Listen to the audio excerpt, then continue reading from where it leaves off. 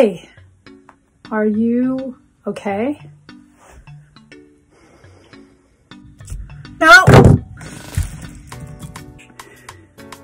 I think we should talk.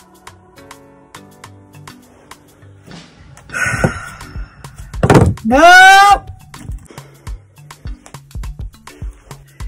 Are you there? Hello?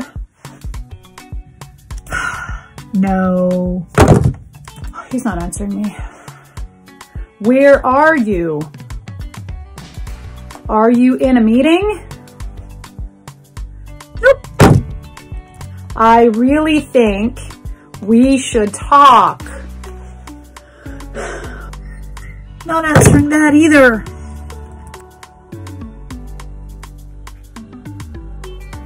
Please get back to me. I'm really upset. Nope. Hey, look, shouldn't we talk? What do you want to talk about? We had a fight. You didn't even answer my texts. I told you I had to work. So you weren't avoiding me? No, I'm tired. We're good. What do you mean we're good? I don't know what you want from me. I want the truth. Are we okay? I can't do this. Like I told you, yes, we're okay. Look, I gotta go. I can't stay here right now. I'm leaving. I'm leaving? I don't think so. We're solving this right now. Where do you think you're going? Hi everyone, Anna Maria here, licensed psychologist, Sassy Psychologist blogger for M-List and the Suburban. So what was that all about, right? Today we're going to talk about attachment style. What is attachment style? To avoid any jargon, let me tell you that attachment style is basically how insecure or secure we are within our interpersonal relationships. And there's probably a mix. You're probably secure with some people, insecure with others. It's interesting to pinpoint what kind of insecure attachment style you might have. So in that little clip, what were we dealing with there? We were clearly dealing with someone who was very relentless and very upset, and obviously so. And then we were dealing with someone who we're going to call avoidant. The two different attachment styles that we were dealing with there are anxious resistant and avoidant. So the anxious resistant person worries that others might not love them completely and are frustrated when their attachment needs go unmet. So that's the person who was relentless. That person unfortunately gets a reputation that's heartbreaking and inaccurate and distorted, but that person oftentimes gets labeled crazy. Right, but it's not. It's that they have an insecure attachment style called anxious resistant.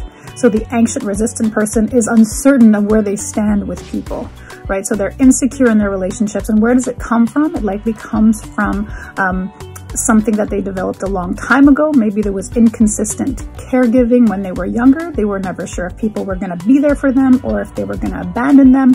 Maybe they got a mixture of both. So they weren't certain and they weren't sure, which kind of destabilized them, which made them fearful of abandonment, which made them fearful of rejection, to the point where they so don't want rejection and they so don't want abandonment that they can be relentless and they can be right up in your face. So this is the anxious resistant person. The avoidant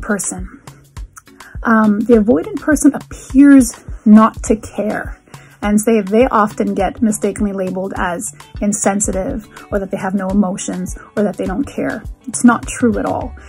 They're actually avoidant because they believe that's the best way to save the relationship, is if they don't speak. The avoidant person also prefers to not be too dependent on other people, and for others to not be too dependent on them.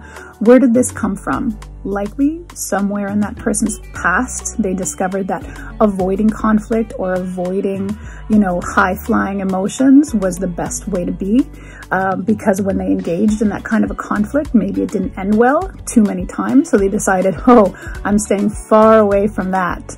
No matter what, nothing good can come out of that, so I'm going to avoid that, right? That could be how it developed. It's so interesting when you figure out what you have and why you have it. Now, what do we do? I mean, it's hard to make behavioral changes overnight. I realize this, okay? That's why digging up stuff in your past and expressing your emotions are so important. But when you're ready to change, when you're at the behavioral stage, The anxious resistant has to learn, obviously, to back off, right? The anxious resistant person has to learn that abandonment is possible, rejection is possible. It wouldn't be catastrophic if it happened. You would have to let it happen, but you can't relentlessly try to control the situation and have what you want immediately. If somebody needs space, you need to give them their space. Not forever, but immediately in the moment, you just might need to back off. The avoidant person. The avoidant person is entirely entitled to their space. If they need to leave, they can leave. But what's the key? They have to come back. And not in 2 weeks and not in 3 weeks, but they have to come back and discuss, right? So there's the compromise. The anxious resistant has to back off a little bit. The avoidant has to come forward a little bit so that they can have ultimately a secure relationship, but they can start with having a rational conversation. And when you're aware of your own attachment style, it's just so helpful because you know the kind of work you need to do to have successful relationships.